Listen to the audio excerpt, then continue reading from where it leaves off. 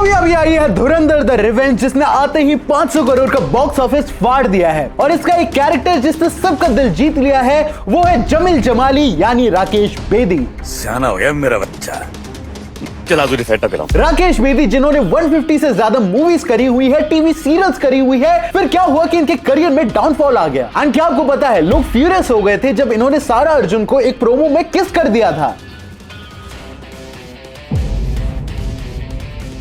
जी हाँ, एंड आखिर कैसे धोखे से किसी ने इनके लाखों रुपए चुरा लिए थे, और क्या सही में रियल लाइफ वाला जमाली एक स्पाई है। आदित्य इसका कोई डायरेक्टर है कि अभी पार्ट 2 आप बना रहे हो तो मेरा रोल कोई दबंग बंदे को देना, किसी कॉमेडियन को नहीं देना। एंड आखिर क्यों इन्होंने केजीएफ के यश के मुंह पे बेइज्जती कर दी थी। ये तो एक दो कंट्रोवर्सी है, बट मैं आज आपको इस वीडियो में बताऊंगा कि कैसे राकेश बेदी पहुंचे धुरंधर 2 तक, और अभी भी उन पे कई कंट्रोवर्सी चलती रहती है। तो इसीलिए वीडियो शुरू होने से पहले प्लीज लाइक कर दो, क्योंकि तू बच्चा है मेरा। तो राकेश बेदी जिन्होंने धुरंधर से इतना बड़ा नाम कर लिया, वो बॉलीवुड में आए कैसे? ₹6.5 का, वो भी तब जब उनके मॉम एंड डैड एक्टिंग के खिलाफ थे। तो राकेश बेदी बचपन में पढ़ने में अच्छे नहीं थे, एंड कहते हैं कि उनके दादा थिएटर करते थे, एंड ऐसे ही उन्हें थिएटर एंड ऑल अच्छी लगती थी। एंड फिर आया वो पेपर जिसमें वो फेल हुए बट एक्टिंग में पास हो गए। ये तब की बात है जब राकेश बेदी का केमिस्ट्री का पेपर था, एंड थ्योरी में तो उनके नंबर कम आए थे, और जब प्रैक्टिकल हुआ तो वो प्रिपेयर नहीं कर पाए, क्योंकि वो एक्टिंग के कंटेस्ट में पार्टिसिपेट करते थे, एंड वो कई कंटेस्ट में फर्स्ट भी आए थे। इतना बड़ा आदमी होके लड़की का कपड़ा पहनता, ये तो मैक्सी स्कर्ट है। क्या बोली? बोली नहीं, बोला मैं लड़की नहीं हूँ, लड़का हूँ, दिखाऊं क्या? मतलब बचपन से ही केमिस्ट्री में डब्बा गुल, लेकिन एक्टिंग में अव्वल। बट ये चीज उनके टीचर को पता चली, एंड उन्होंने कहा कि मेरे लिए परफॉर्म करो। एंड गेस व्हाट, उनके टीचर को उनकी परफॉर्मेंस बहुत पसंद आई। केमिस्ट्री में वो फेल हो गए, एंड उस दिन उन्हें समझ आ गया कि वो एक्टिंग के लिए बने हैं। एंड फिर क्या था, उन्होंने सोचा एक्टिंग में करियर बनाने का। 20 रुपए क्या चीज है, तू जान मांग के देख जान। बट फिर आई प्रॉब्लम। तुम्हारे पेरेंट्स की तरह उनके पेरेंट्स पैशन के लिए नहीं माने। माँ ने कहा कि बेटा ख्याल रखना, कहाँ जा रहा है, तो मुंबई जा रहा है, वहाँ कोई जानता नहीं है, कहाँ रहेगा, क्या करेगा। एंड उन्होंने कहा कि इंजीनियरिंग करो। तो राकेश बेदी क्या करते, वही जो सिनेमैस्टिक ने किया। उन्होंने इंजीनियरिंग चुनी, एंड वो इंजीनियरिंग का एंट्रेंस एग्जाम देने गए, बट 5 मिनट बाद उन्हें रियलाइज हुआ कि ये उनके लिए नहीं है। उन्होंने अपनी शीट टीचर को दी और कहा मैं गलत एड्रेस पर हूं, और उन्होंने चुनी एक्टिंग। 9 बजे पेपर शुरू हुआ था, 9:05 पे मैंने उसको दिया। मैंने कहा सर मेरा हो गया। बोले क्या हो गया? मैंने गलत जगह आ गया हूं सर। गलत। एंड फिर क्या था, उन्होंने स्टार्ट करा थिएटर, जहां उन्होंने कई बड़े थिएटर एक्टर्स के साथ काम करा, एंड वो इतने टैलेंटेड थे कि उनका एक्ट सबको पसंद आता था। फिर बजेगी शहनाई, और फिर एंड ऐसे ही फिर आया वो जिसका उन्हें इंतजार था। तो एक दिन राकेश बेदी FTII पुणे में एक्ट कर रहे थे, एंड हमेशा की तरह वो मस्त था। एंड ये पसंद आया फिल्म प्रोड्यूसर GP सिप्पी को, एंड उन्होंने कहा कि क्या तुम मेरी मूवी में एक्ट करोगे? उन्होंने कहा यस। उन्हें इस मूवी के लिए मिले 1500-2000 रुपए। उन्होंने इन सारे पैसों से दोस्तों को पार्टी दे दी। डैम भाई, और तुम्हारा वो दोस्त है जो अमीर होकर भी पार्टी नहीं देता। ये वीडियो उसी को भेज दो। मुझे देखकर आंखें क्यों बंद कर ली? अरे सुबह सुबह तेरी सूरत देखकर तो मेरा दिन भर का धंधा चौपट हो जाएगा। एंड फिर क्या था, उनको मिली कई मूवीज, जैसे पहली मूवी बोंगा, और फिर one of the more important हमारे तुम्हारे, एंड ये अब रुकने वाले नहीं थे। उन्होंने कई मूवीज करी, एंड फिर आई चश्मे बदूर। जी हाँ, one of the greatest goatest movies of comedy, and इसके अंदर राकेश बेदी का कैरेक्टर काफी इंपॉर्टेंट था। दोस्त वो लड़की अच्छी नहीं है, बहुतों को उल्लू बना चुकी है, मुझे भी। आप मानोगे नहीं, राकेश बेदी हर साल में कम से कम 5 से 6 मूवीज करते थे, एंड ऑफ कोर्स ये साइड रोल्स में ही होते थे, जहां ये यूजुअली बैकग्राउंड में रह जाते थे, बट स्टिल इनका एक्ट मूवी को बढ़िया बना देता था। I mean, इन्हें आपने गोविंदा की इस मूवी में तो देखा होगा, राइट? ये देखिए चावल भाने के लिए ये कैसे रह गया? हीरो नंबर 1 में इनका रोल छोटा था, बट स्टिल काफी अनफॉरगेटेबल था। कितनी गोरी है।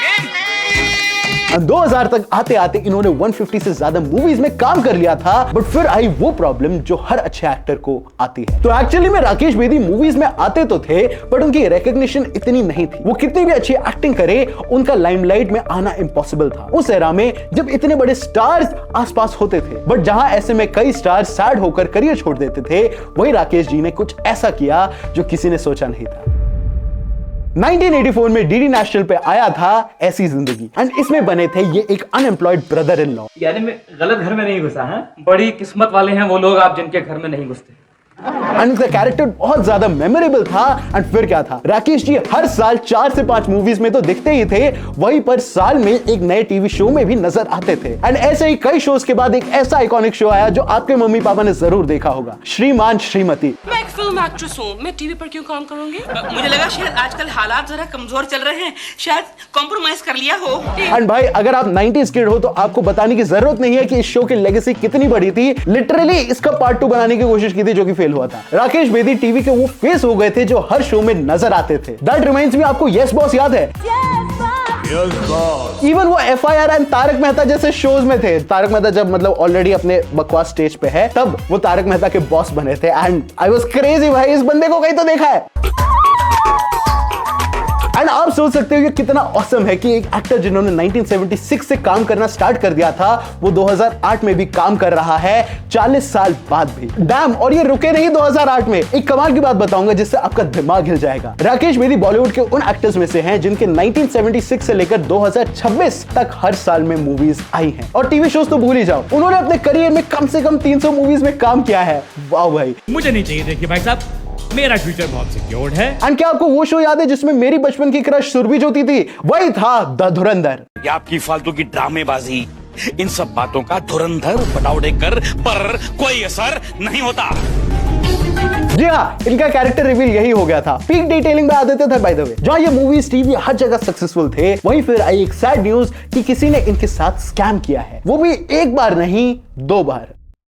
तो ये बात है 2024 की, जब राकेश बेदी जी को अपनी पुणे की एक प्रॉपर्टी बेचनी थी एंड उन्होंने उसे एक ऑनलाइन प्लेटफॉर्म पे डाल दिया। बट फिर आया स्कैमर। तो हुआ ये कि एक आर्मी ऑफिसर ने कहा कि मुझे आपकी प्रॉपर्टी लेनी है, बट उसके लिए आप मुझे 1 रुपए भेजोगे। उन्होंने भेजे एंड ऑफिसर ने भी पैसे भेजे, बट उन्हें रिसीव नहीं हुआ। तो ऑफिसर ने कहा कि आपको मुझे पहले 25,000 भेजने होंगे कंफर्मेशन के लिए। पट ये स्कैम था। एक्टर राकेश बेदी को लगा 85,000 रुपए का चूना। इससे पहले राकेश बेदी ये समझ पाते कि ये स्कैम है, काफी देर हो चुकी थी एंड उन्होंने ऑलरेडी 85,000 रुपीस भेज दिए थे। उन्होंने पुलिस में कंप्लेंट भी करी इसके रिगार्डिंग, बट कुछ नहीं हुआ। एंड जहां उन्हें लगा चीजें ठीक हो जाएंगी, वही आई एक और सैड न्यूज। तो हुआ ये कि उनकी वाइफ एंड उनके पास एक जॉइंट अकाउंट था एंड एक दिन खबर आई कि किसी ने स्कैम करके उनके 5 लाख रुपए निकाल लिए। Oh shit, no OTP, no password, सीधा 5 लाख अकाउंट से गायब। कि पैसा डेबिट हो गया था जबकि उन्होंने OTP देने से इनकार कर दिया था। एंड ये बहुत स्कैरी है, हमारे सिक्योरिटी मेजर्स पे सवाल उठाता है।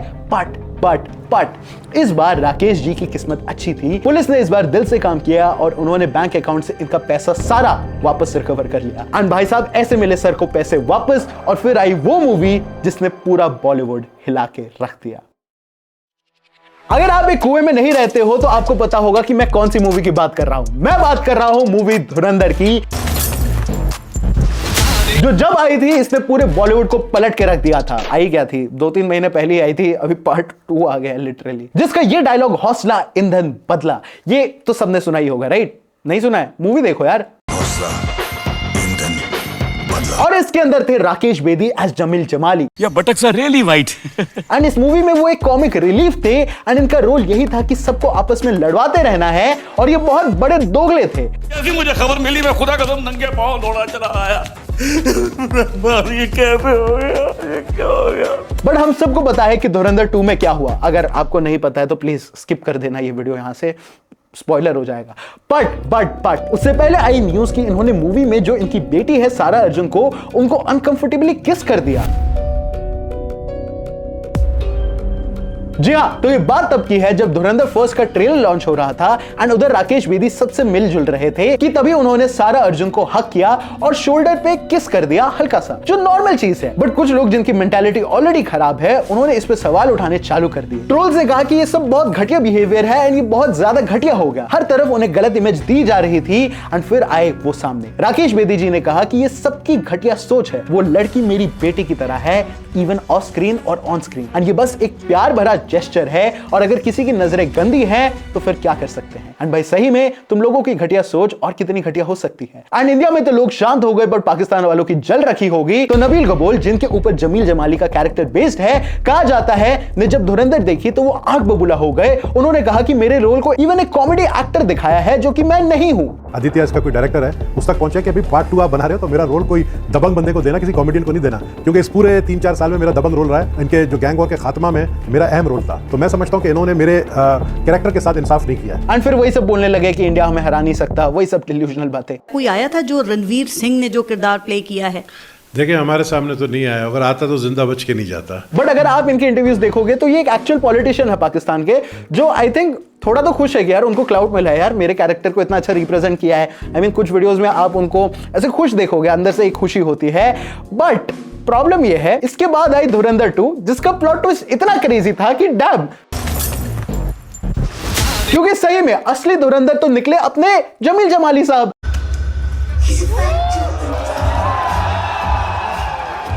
तुम शायद उस आदमी से कभी मिलो कभी नहीं, डैम। एंड भाई ये सीन इतना औसम था कि इस सीन में तालियां बज रही थी, लोग चिल्ला रहे थे। एंड फाइनली 50 साल बाद राकेश बेदी जी के काम को वो मिला जो वो डिजर्व करते हैं, तालियां। सियाना हो गया मेरा बच्चा, चला तुझे सेटअप करा। पूरे इंटरनेट पर रणवीर सिंह से ज्यादा बात हो रही है जमील जमाली की, यानी राकेश बेदी जी की। एंड उनका रोल इतना इंपॉर्टेंट है कि खुद अर्जुन रामपाल ने कहा कि भाई सही में असली धुरंधर है राकेश बेदी जी, एंड वो डरते भी नहीं है। भूखे मर गए यार। अब तो सबको खा गए सर। उनसे जब पूछा गया कि टॉक्सिक मूवी जो डिले हो गई है उस पर आपका क्या कहना है, क्योंकि टॉक्सिक ने बहाना दिया था कि मिडिल ईस्ट से रिलेशन बिगड़ गए तो शिफ्ट करनी पड़ गई। लॉल सीधा बोला ना, दम नहीं है धुरंधर से टकराने का। एंड राकेश बेदी भी हमारी तरह ही है, उन्होंने कहा कि मिडिल ईस्ट से तो रिश्ते हमारे भी बिगड़े हैं, पर हमने तो मूवी डिले नहीं करी। एंड हाँ, ये एक्चुअली में ट्रू है, धुरंधर की मिडिल ईस्ट से ज्यादा कंट्रोवर्सीज है, क्योंकि ये मिडिल ईस्ट के मेजॉरिटी ऑफ द कंट्रीज में बैंड है। तो क्या हो गया रॉकी जी, डैडीज होम वापस चले गए क्या? Fucking manners. जो भी हो भाई, now we all want Rakesh Bedi ji को और मस्त रोल्स मिले। And I do not mean Tarak Mehta में वो तारक मेहता का बॉस बने। एंड आदित्य धर, अगर आप ये वीडियो देख रहे हो तो प्लीज जमील जमाली पे एक स्पिन ऑफ बनता है यार, प्लीज। ओटीटी। राकेश बेदी जी वो एक्टर हैं जिन्होंने हमें बताया कि मेहनत करने वालों की हार नहीं होती। 50 साल से वो हर साल काम करते हुए आए हैं एंड उन्हें कभी इतना बड़ा ब्रेक थ्रू नहीं मिला, बट स्टिल वो एक्टिंग करते रहे और फाइनली आई धुरंधर, जिसने उन्हें वो मुकाम दिया जो वो डिजर्व करते थे। इट्स सैड कि हमारी इंडस्ट्री में इतने गुड एक्टर्स हैं बट वो हमेशा पीछे रह जाते हैं, जहां उन्हें लोग नोटिस भी नहीं कर सकते, बस वेट करते रहते हैं for talented directors like Aditya Dhar to cast him. And I really wish कि काश हमारे सारे टैलेंटेड एक्टर्स को एक ऐसी मास ऑडियंस मिले जो उनके टैलेंट को पहचाने और उन्हें उनका ड्यू दे। खुद ही सारी मेहनत करते थे, प्ले को प्रिपेयर करना, फिर टिकटें बेचना, फिर को स्पॉन्सर ढूंढना, फिर पोस्टर छपवा के उसको रात को खुद लगाना, तो इतना कुछ करते थे। आप दिलीप कुमार के या अमिताभ बच्चन के, अगर आप फैन हैं तो आप वो बनने की कोशिश मत कीजिए। वो इसलिए बने हैं, अपनी जगह पर खड़े हैं, क्योंकि उन्होंने अपनी खुद की एक जगह बनाई है। तो आप खुद की जगह आप एक तब बना सकते हैं जब आप अपने आप को डिस्कवर करेंगे। तो ये था हमारा video about the Jameel Jamali AKA Rakesh Bedi ji. आपको इस पूरे वीडियो के बारे में क्या लगता है, हमें नीचे कमेंट्स में जरूर बताइएगा। And special thank you to the entire team of Cinemastic, एनी सिराज एंड मी इरफान, क्योंकि मेरा नाम सिनेमैस्टिक नहीं है। And our additional team Somesh, Rizwan, Adrian, Zakir, Jalaj. And मैं मिलूंगा आपसे अगले सिनेमा टॉपिक रिलेटेड वीडियो में, क्योंकि जहां सिनेमा है वहां सिनेमैस्टिक है। Bye bye. ऐसा हो नहीं सकता कि तेरी याद ना आए।